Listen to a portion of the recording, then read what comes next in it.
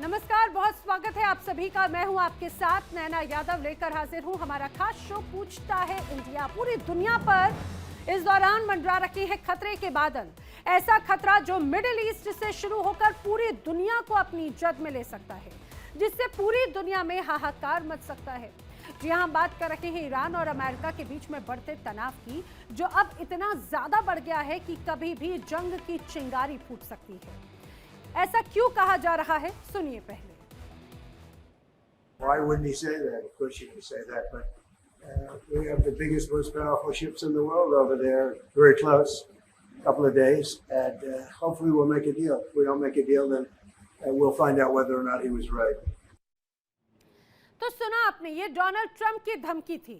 Donald Trump ayatollah Ali Khamenei को चेतावनी दे रखे हैं। उनका ये कहना है कि ईरान के नजदीक अपने सबसे ताकतवर हथियारों की तैनाती कर रखी है, और ये वो सीधे सीधे बड़ी चुनौती दे रखे हैं। जिस तरह से अभी भी वक्त है, ये कहा जाए डील कर लो वरना उसका खामियाजा भुगतना पड़ेगा, लेकिन ऐसा नहीं है कि खामनेई खामोश हैं।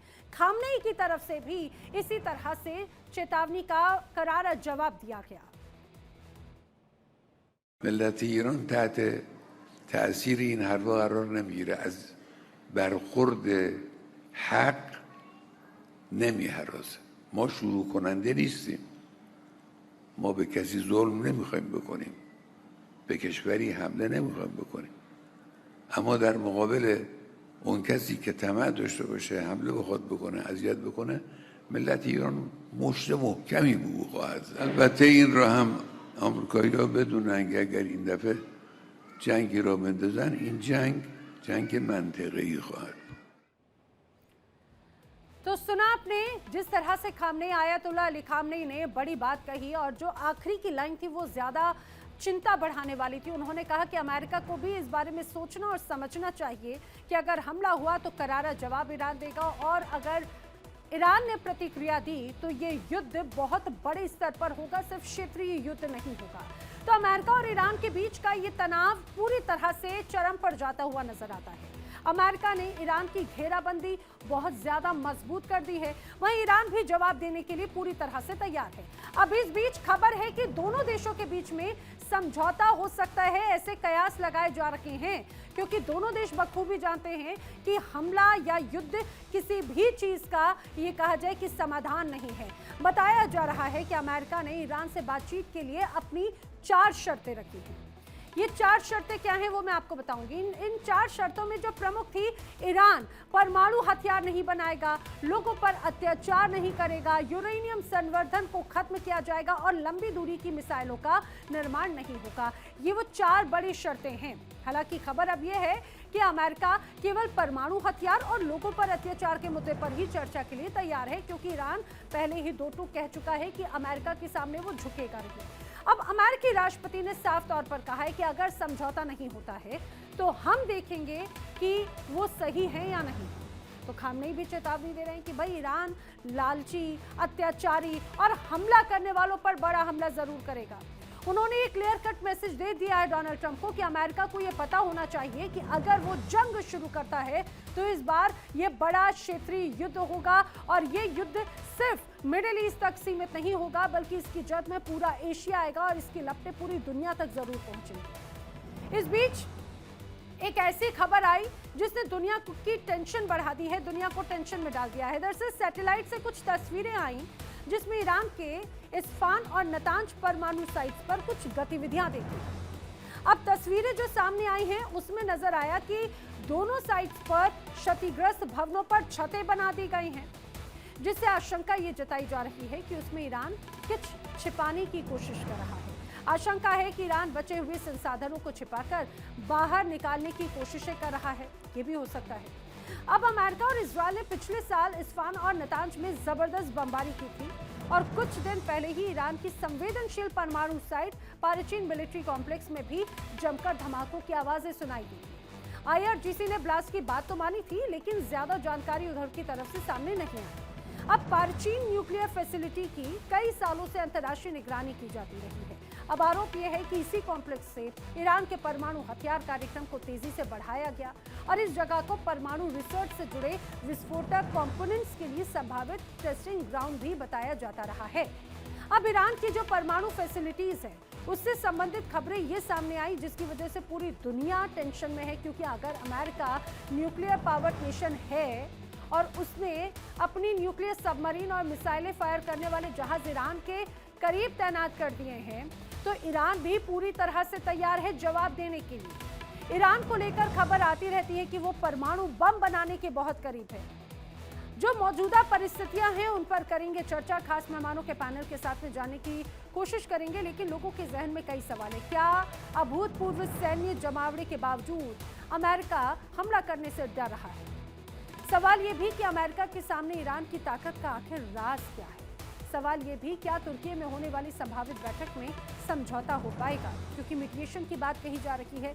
ये देखने वाली बात है। करेंगे चर्चा, खास मेहमानों का पैनल मेरे साथ में कनेक्ट हो रहा है। रक्षा विशेषज्ञ रिटायर्ड कर्नल टीपी त्यागी मेरे साथ में कनेक्ट हो रहे हैं। रक्षा विशेषज्ञ रिटायर्ड कर्नल संजीत सिरोही मेरे साथ में कनेक्ट हो रहे हैं। रक्षा विशेषज्ञ retired lieutenant colonel J S. Sodhi मेरे साथ में कनेक्टेड हैं। विदेश मामलों के जानकार निपुण आलमबायन जी मेरे साथ में कनेक्ट हैं। आप सभी मेहमानों का बहुत स्वागत है इस पूरी चर्चा में। जिस तरह की तमाम परिस्थितियां यहाँ पर, कर्नल संजीत सिरोही मैं आपसे जानना चाह रही हूँ सबसे पहले, जिस तरह के हालात यहाँ पर बनते हुए नजर आ रहे हैं उनको लेकर आप क्या कहेंगे? मौजूदा स्थिति, क्या बातचीत के जरिए स्थिति स्पष्ट होगी? क्योंकि खामनेई की भी बात सुनी और खासतौर से डोनाल्ड ट्रंप की भी बात सुनी, दोनों ही एक दूसरे को जमकर धमकियां दे रहे हैं। नैना जी, सबसे पहले आपका बहुत बहुत धन्यवाद कि आपने अपने चैनल पे मुझे आमंत्रित किया और एक खास मुद्दे पे जो एक चिंताजनक है और भारत के लिए नहीं पूरी दुनिया के लिए चिंताजनक है, क्योंकि उसके जो परिणाम, जो अगर वो लड़ाई हो जाती है तो उसके परिणाम सभी के लिए बहुत खतरनाक साबित होंगे। अभी एक तरफ डोनाल्ड ट्रंप साहब बातचीत की बात कर रहे हैं और दूसरी तरफ अयतुल्लाह खमैनी जो है, डोनाल्ड ट्रंप की जो पहले उन्होंने वक्तव्य दिए थे उनकी जो है स्टेटमेंट्स को और बढ़ा चढ़ा के रेटोरिक बना रहे हैं कि अगर अमेरिका ने ईरान के ऊपर हमला किया तो ईरान जो है उसको जो है मुंह तोड़ जवाब देगा और वो एक रीजनल वॉर के तक उसमें तब्दील हो जाएगा। तो अभी ये देखना ये है कि दोनों साइड से रेटोरिक चल रही है। अभी जिस तरीके से अमेरिका का जमावड़ा चल रहा है, उनकी नेवल फ्लीट्स जो है चारों तरफ से ईरान के चारों तरफ आ गई है, उससे ये लग रहा है कि ईरान को प्रेशराइज किया जा रहा है कि वो न्यूक्लियर डील करे। पहले कोशिश की गई थी प्रोटेस्ट के जरिए कि किसी तरीके से रजीम चेंज हो जाए। उस रजीम चेंज के चक्कर में जो है ईरान के अंदर हजारों लोग मारे गए और काफी लोग जो है अभी भी जेल में बंद है। तो उससे वो रजीम चेंज जो है होने की संभावना जब नहीं लग रही थी, तो उसके बाद जो है ये जमावड़ा शुरू हुआ है और अब अमेरिका ये चाहता है कि किसी तरीके से न्यूक्लियर डील हो जाए, क्योंकि अभी ईरान जो है काफी प्रेशर में है। ईरान को भी पता है कि अगर ये न्यूक्लियर डील नहीं होती है तो उसके बावजूद अमेरिका बहुत तगड़ा हमला कर सकता है और उसके साथ इजराइल भी हमला करेगा। और अगर ईरान के ऊपर हमला होता है तो ईरान का काफी नुकसान होगा, क्योंकि अमेरिका और इजराइल मिलके जो है बहुत ताकतवर देश है और वो जो है काफी नुकसान ईरान के ऊपर पहुंचाएंगे। लेकिन इसके बावजूद डोनाल्ड ट्रंप साहब को ये पता है कि अगर हमला किया जाता है तो जो है ईरान भी वेनेजुएला नहीं है जो चुपचाप जो है सह लेगा। ईरान की जो आर्मी है, प्रोफेशनल आर्मी है, 8 साल तक इराक के साथ लड़ चुकी है, पूरी तरीके से तैनात है। उन्होंने भी अपनी पूरी तैयारी कर रखी है। उनके पास भी हजारों की तादाद में ड्रोन्स हैं, मिसाइल। यही वजह है कि अमेरिका ने भले ही घेराबंदी यहाँ पर कर रखी हो ईरान पर, और चाहे बात यूएसएस इब्राहिम की बात हो या फिर जॉर्ज बुश की बात हो, वो भी पहुंचने वाला है, ये भी जानकारी है। और इसके अलावा तमाम ऐसे मौजूदगी भी नजर आती है। जी सर, बात पूरी कीजिएगा। बात मैं पूरी करना चाहता हूँ। तो इसलिए जो अमेरिका की शर्तें हैं वो शर्तें बदलती रहती है और डोनाल्ड ट्रंप साहब का मैं इसलिए भरोसा नहीं कर सकता कि पिछले साल वो लास्ट मिनट तक ये कहते रहे कि हमारी बातचीत हो रही है, हमारी बातचीत हो रही है, और 22 जून को उन्होंने मिडनाइट हैमर कर दिया और ईरान की जो न्यूक्लियर साइट्स थे उनके ऊपर हमला कर दिया। अब जो अमेरिका की है वो बेसिक 4 डिमांड है। सबसे पहले जो एनरिचमेंट चल रहा है उसको बैन किया जाए पूरा का पूरा।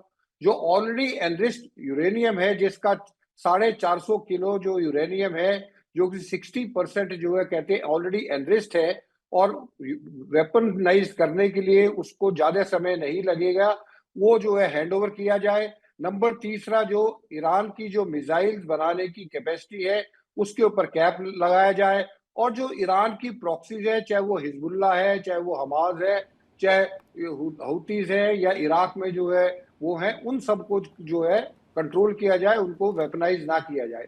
तो ये 4 मेन शर्तें हैं। अब क्या क्या शर्तें लेके अमेरिका जाएगा ईरान के सामने, और ईरान कौन सी शर्तें मानता है, कौन सी शर्त नहीं मानता, उसके बाद ही पता लगेगा कि आगे की कार्रवाई क्या होगी। नैना जी। ठीक है सर, ठीक है, ये आने वाला वक्त जरूर बताएगा कि आगे की कार्रवाई क्या होगी। लेकिन टीपी त्यागी जी, मैं आपसे भी समझने की कोशिश कर रही हूँ, ये हम सभी जानते हैं वेनेजुएला और ईरान में जमीन आसमान का अंतर है, और इस बात को शायद अमेरिका, डोनाल्ड ट्रंप दोनों बखूबी तरीके से जानते हैं, अमेरिकी सेना भी, या फिर ये कहा जाए जो उनके थिंक टैंक हैं, सिपा सलार हैं, वो भी बखूबी जानते हैं। लेकिन बार बार उनके सामने शर्तें रख रहे हैं, बातचीत के जरिए क्या स्थिति स्पष्ट होगी? और जिस तरह से अभी भले ही डोनाल्ड ट्रंप ने 4 शर्तों में जिन बातों का जिक्र किया, क्या यही एकमात्र मंशा है अमेरिका की ईरान के प्रति, कि जो उनकी तमाम डिटेल्स हैं परमाणु संयंत्रों की, या फिर यहाँ पर लोगों पर हो रहा अत्याचार, बस यही एक मंशा है, या फिर इसके हिडन एजेंडा कुछ और है? जी बिल्कुल सही कहा आपने, हिडन एजेंडा कुछ और है। ये जो 4 शर्तें रखी हैं, इन चारों शर्तों में एक शर्त है जो सबसे ज्यादा इम्पोर्टेंट है, सबसे ज्यादा पुरानी है, और दोनों देश अमेरिका और इजराइल दोनों यही शर्त रख रहे हैं कि आप अपने परमाणु कार्यक्रम को बंद करें। अब जब ईरान ने देख लिया कि अमेरिका ने चारों तरफ से एक घेरा डाल दिया है, और ईरान की पोजीशन, चाहे जितना वो कहे कि उनके पास उन्होंने ड्रोन कैरियर वारशिप उतार दिया है स्ट्रेट ऑफ हॉर्मुज में, और वो 1000 ड्रोन जमीन से और 1000 ड्रोन समुद्र से हमला करने की पोजीशन में है, और उनके पास ऐसी मिसाइल है जिसका रेंज 10,000 किलोमीटर है, जो अलास्का और पेंटागन हेडक्वार्टर तक भी मार कर सकती है, और उनका जो मिसाइलों का जखीरा है वो 3000 से भी ज्यादा है, और जो उन्होंने स्पीड बोट बनाई है वो ऐसी हैं कॉम्बैट कि वो एक किस्म से सुसाइड बोट्स हैं, और वो नंबरों में जाके अटैक करेंगी। ये सब बात ईरान कहता रहे क्योंकि उसे कहने की आदत है। कहने की आदत क्यों है? जब सुलेमानी को मारा गया था तो ईरान में उनकी जो बड़ी मस्जिद थी उसके ऊपर लाल झंडा लगा दिया गया, धमकी दे दी गई। उसके बाद हुआ क्या? Action zero. जब हमास के लीडर हानिया को तेहरान उनकी कैपिटल में घुस के मारा गया, तब भी वो लाल झंडा लगा दिया और धमकी दी गई, और अब भी धमकी दे रहे हैं। और कैसी धमकी दे रहे हैं कि सारे मेंबर ऑफ पार्लियामेंट IRGC की यूनिफॉर्म में आ गए और अमेरिका मुर्दाबाद के नारे लगाने लगे। ये उसकी धमकी देने की आदत है। असलियत में ईरान कदमों पे आ चुका है। कैसे? उनके जो विदेश मंत्री हैं अरगाची, वो क्या कहते हैं? वो कहते हैं साहब परमाणु कार्यक्रम पर तो बात कर लेंगे, परमाणु कार्यक्रम पर तो बात कर लेंगे, यानी कि जो चाइना अब तक उनको प्लेनेटरी मिक्सर्स भेजता रहा सॉलिड फ्यूल के लिए, जो उनको सेंट्रीफ्यूज भेजता रहा यूरेनियम की एनरिचमेंट करने के लिए, और जो उन्होंने यूरेनियम एनरिचमेंट किया, यानी कि वो परमाणु कार्यक्रम के ऊपर डील अगर करने को तैयार है, तो समझ में आ गया कि ईरान इज गोइंग डाउन। बाकी तो दिखावा है कि अल्लाह के साथ जो ICBM है, जो बैलिस्टिक मिसाइल है, नहीं, लेकिन त्यागी जी मुझे एक बात बताइए, ऐसा लग रहा है कि डोनाल्ड ट्रंप एक तरफ धमकी भी दे रहे हैं और दूसरी तरफ शर्त भी रख रहे हैं, तो ये किस तरह से बात मनाने का ये तो दबाव है और कुछ नहीं। ये तो पॉलिसी डोनाल्ड ट्रंप की हमेशा से है, और डोनाल्ड ट्रंप की क्यों, ये हर व्यक्ति की कोशिश रहती है। पहले दबाव डाला जाता है, एक देखो मेथड बताया जाता है, और ये फौज में भी है। आप पहले दबाव डालिए, और दबाव डालने के बाद अगर वो थोड़ा नरम पड़ जाता है तो बस फिर संधि कीजिए, फिर अपनी बातें मनवाइए। और ये डोनाल्ड ट्रंप ने वेनेजुएला में भी किया था जी। डोनाल्ड ट्रंप और जगह ग्रीनलैंड में भी उसने कहा था कि we will take Greenland whether you like it और यू डोंट लाइक इट। पहला सेंटेंस ये था। आज की तारीख में क्या है? आज की तारीख में आगे लाइन पे। तो सिमिलरली ये तो एक डोनाल्ड ट्रंप की जरा ज्यादा ही है चीज के भाई पहले दबाव डालो उसके बाद में लाइन। तो जब परमाणु कार्यक्रम के ऊपर जिसमें आज तक एक बार भी ईरान इस बारे में नहीं झुका, उसने कहा हम अपना कार्यक्रम जारी रखेंगे, और नतांज में और इस्फहान में और फोर्दो में आपने जो हमले किए होंगे उनसे हमारा यूरेनियम सुरक्षित है और हम अपने परमाणु कार्यक्रम ठीक के है। ऊपर जारी है। ये पहली बार हुआ है जब अरगाची ने कहा, देखो चीजें जो है वो जी। इन बिटवीन द लाइन पड़ी जाती है। जो डेंट है वो डेंट पड़ गया। डेंट क्या पड़ गया कि ईरान ने ये मान लिया, अरगाची ने ये कह दिया कि हम परमाणु कार्यक्रम पर डील करने को तैयार है। ठीक है। हाँ, अब लेकिन फेस सेविंग के लिए ये भी नहीं होना चाहिए कि साहब ईरान पूरी तरह झुक गया तो वो कहने लगे नहीं, कि जो लेकिन आपने मुझे कहा लगता है है कि हालांकि कि डोनाल्ड ट्रंप भी इस चीज़ को तो बखूबी जानते हैं, वो बखूबी जानते हैं, क्योंकि लगातार खामनेई ये बात भी स्पष्ट कहते रहे कि भाई अगर हमला हुआ या ये युद्ध हुआ, अगर अमेरिका एक्शन लेता है तो जवाबी कार्रवाई ईरान करेगा, और ईरान सिर्फ अमेरिका को ही नहीं बल्कि ये कहा जाए कि अमेरिका के जितने साथी हैं उन पर भी हमला कर सकता है ईरान, उसकी जवाबी कार्रवाई हो सकती है। मिडिल ईस्ट में बहरीन, जॉर्डन, सऊदी, तुर्की, मिस्र, कतर और इसराइल जैसे देश जो हैं वो अमेरिका के सहयोगी हैं, और अमेरिका इस तरह का कोई रिस्क नहीं लेना चाहेगा। मैं सोडी जी का रुख करूं, लेकिन उसके पहले एक और निपुण जी इस बात को मुझे जरा समझाइए। ये जंग अगर होती है तो इसराइल जैसे या तमाम जो अमेरिका के साथी हैं उन पर तो अटैक की बात पहले ईरान कर चुका है, लेकिन क्या सिर्फ यही बात है? क्योंकि चाहे बात अगर कहा जाए हॉर्मुज स्ट्रीट की या लाल सागर की अगर बात हो, अगर ये अटैक होता है तो ये ईरान का सबसे महत्वपूर्ण हिस्सा है, और अमेरिका जानता है कि अगर ये इलाका ब्लॉक हुआ तो पूरी दुनिया पर एक बड़े गंभीर इम्पैक्ट इसके देखने को मिलेंगे। इसीलिए इस बार अपनी मनमानी करने से 10 बार बचने की कोशिश कर रहे हैं ट्रंप। नहीं, देखिए क्या है कि इस समय अगर आप वर्ल्ड की पूरी जियोस्ट्रेटेजिकल कंडीशंस को देखेंगे, वो पहले जैसे एकदम ट्रांसपेरेंट नहीं है। ट्रांसपेरेंट से मतलब एकदम आपको क्लियर पता चलता था कि कौन किधर खड़ा है। इस बार थोड़ा-सा चीज़ें दुविधा में लग रही हैं। कहाँ सऊदी और यूएई हमेशा नैना जी एक साथ दिखते थे, और कोई भी मसला होता था तो अमेरिका, इज़राइल के साथ खड़े दिखते थे। लेकिन इस बार ऐसा नहीं है। इस बार यूएई जो है वो ईरान पर हमले होने के फ़ेवर में नहीं है। इसके अलावा हम देखें और भी कई कंट्री हैं जो इस प्रकार का फ़ेवर नहीं ले रहे हैं। और निश्चित रूप से जो होर्मुज़ स्ट्रेट वाला रीजन है, आप देखेंगे कि जो वर्ल्ड का ऑयल की सबसे ज़्यादा सप्लाई होती है वो इसी रीजन से होती है, जिसका इम्पैक्ट डेफिनेटली चाहे वो सऊदी के कार्गो हों या और कंट्रीज़ के हों, सब पर इसका इम्पैक्ट पड़ेगा। तो आप देखेंगे अमेरिका ने जानबूझकर दोनों ही रीजन में अपने क्या लगा दिए हैं, एयरक्राफ्ट, मतलब आपका जो उनका पोत है उसको क्या उन्होंने डिप्लॉय कर दिया है। चाहे वो हम अब्राहम लिंकन की बात करें और स्टेट के पास, या हम लोग बात करें सुएज कनाल के पास। इसका रीजन ये है कि चारों ओर से, यानी कि जहाँ से भी रास्ता मिल सकता है वहां से ब्लॉक करने का तरीका, कि हमारे यहाँ पर क्या रहे, बादशाह रहे। लेकिन एक बात ये है कि हम बात तो कर रहे हैं कि अमेरिका नहीं करेगा, ऐसा नहीं करेगा। देखिए, मुझे ऐसा लगता है कि इस समय सबसे ज़्यादा जो वीक कंडीशन में है वो ईरान है। रीज़न इसका ये है कि देखिए रशिया ऑलरेडी उलझा हुआ है यूक्रेन के वॉर में। इधर क्या है कि अमेरिका की पोज़ीशन पहले के मुकाबले काफ़ी साउंड है।